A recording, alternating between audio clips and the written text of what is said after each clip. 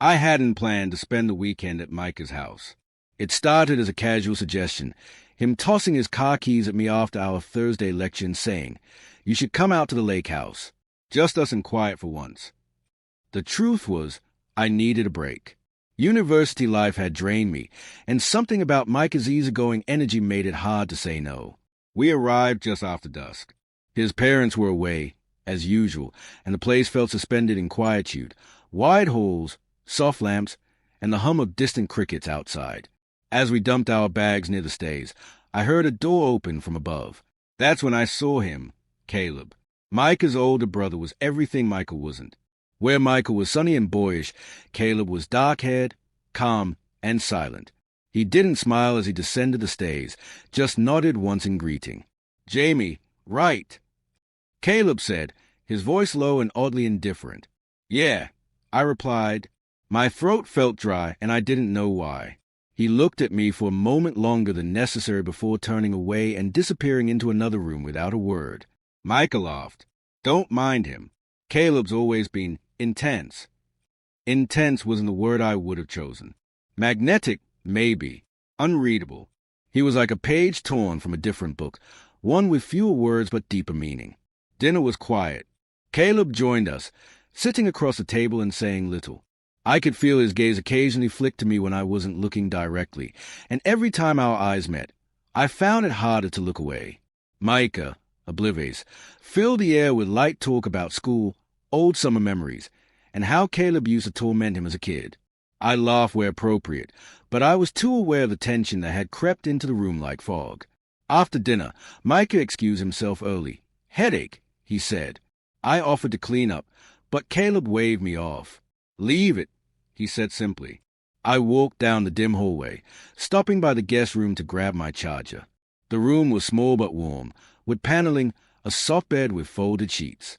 I plugged in my phone and sat on the edge, scrolling mindlessly, trying to shake the feeling that I was being watched. But the house was quiet. A soft knock tapped the open door. Caleb stood there with a glass of water. "You forgot this?" he said, setting it on the nightstand. His voice was even, calm. But something behind it, some undercurrent I couldn't define, lingered. "Thanks," I said, forcing a smile. He didn't move to leave. Instead, his eyes traveled over the room, then finally landed on me. "You comfortable?" "Yeah, it's nice. Quiet." His lips twitched into something like a smirk. Too quiet can be dangerous. I didn't know how to respond, so I just nodded. He turned, finally, and walked away. His steps slow, deliberate. I lay back on the bed, staring at the ceiling.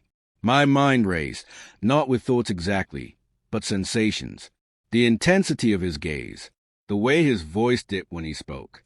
There was no outright flirting, no clear line crossed. But the atmosphere between us felt dense, charged. I closed my eyes, trying to make it all fade. This was Micah's house. Micah's brother. Nothing could or should happen. Still, when I drifted off that night, it wasn't Micah's face that filled my thoughts. It was Caleb's, his voice echoing, "Too quiet can be dangerous." And for the first time that weekend, I believed him.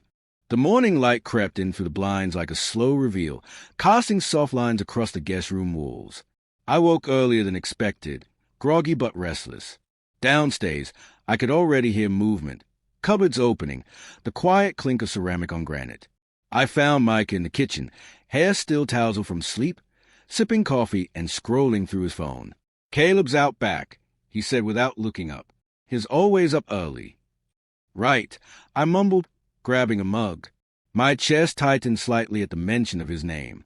The tension from last night hadn't left me. It had simply curled up inside, quieter now, like a secret I wasn't ready to own. Caleb's presence lingered in my head even as I tried to focus on eggs and toast.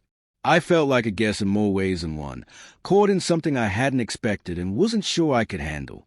We spent most of the day outdoors. Micah took me around the wooded trails that ran behind the property, recounting childhood stories that made me laugh more than I wanted to admit. It was refreshing, simple, grounded. By late afternoon, we returned, sweaty and worn out.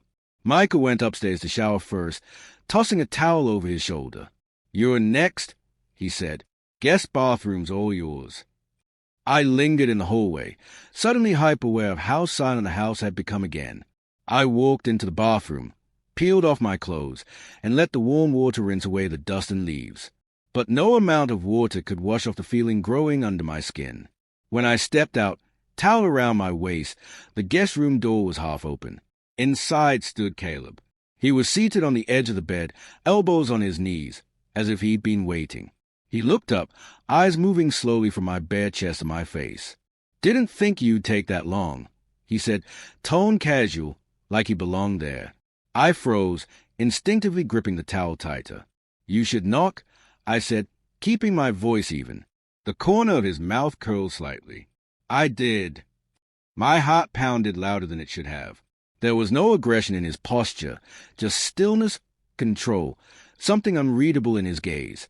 I stepped into the room slowly, unsure whether to confront or retreat.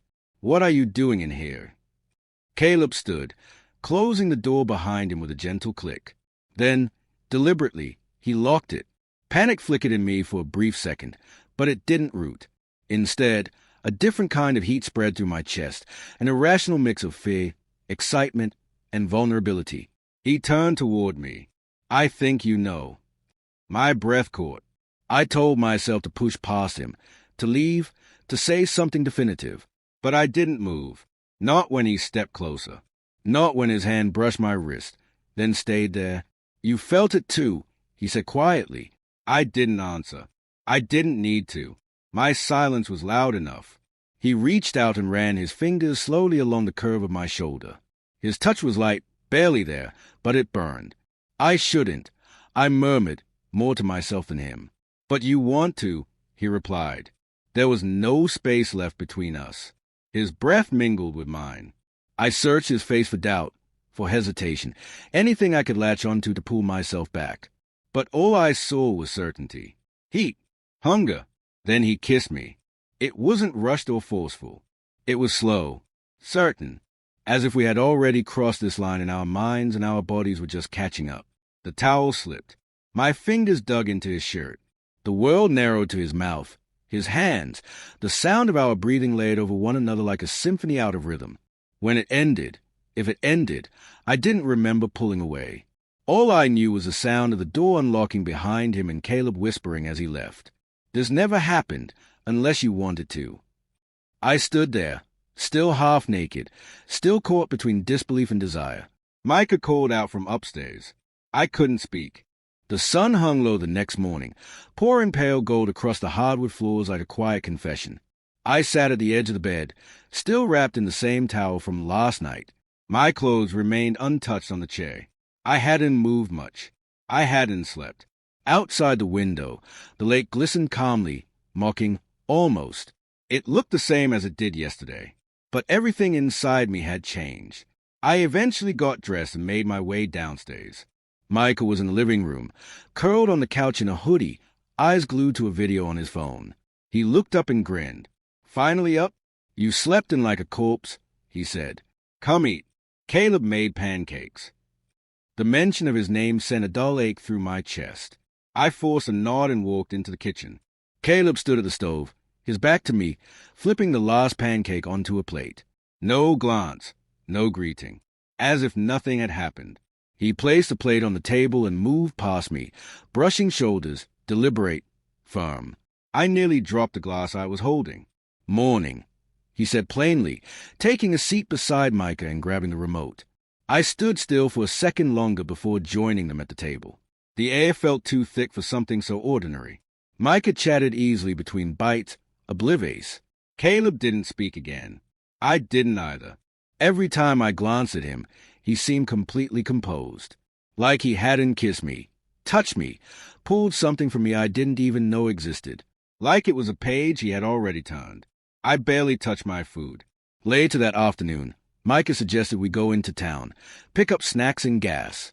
Caleb declined, saying he had things to do. I almost offered to stay behind. Part of me wanted to. But I nodded and followed Micah to the car, needing distance from everything inside that house. The ride was light. Micah played music, joked about people we passed, completely unaware that his best friend was unraveling just inches away.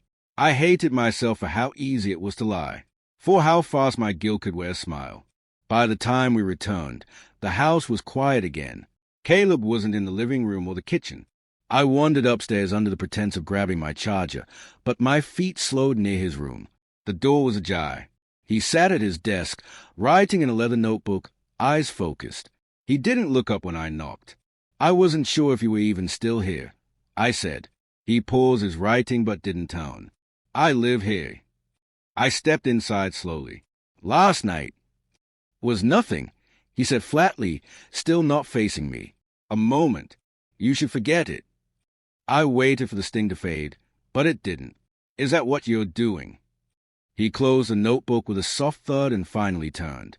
His eyes met mine with the same intensity as before, but now they held something else. Resignation.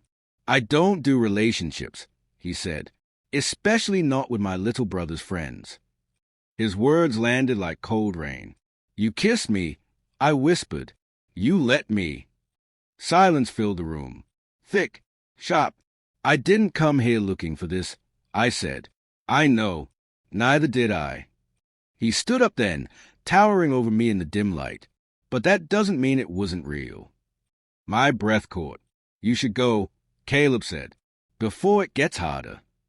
I nodded slowly, not trusting my voice. That night, I packed quietly. Micah didn't ask why I was leaving early, and I didn't offer an excuse. He hugged me at the door, told me to come back soon.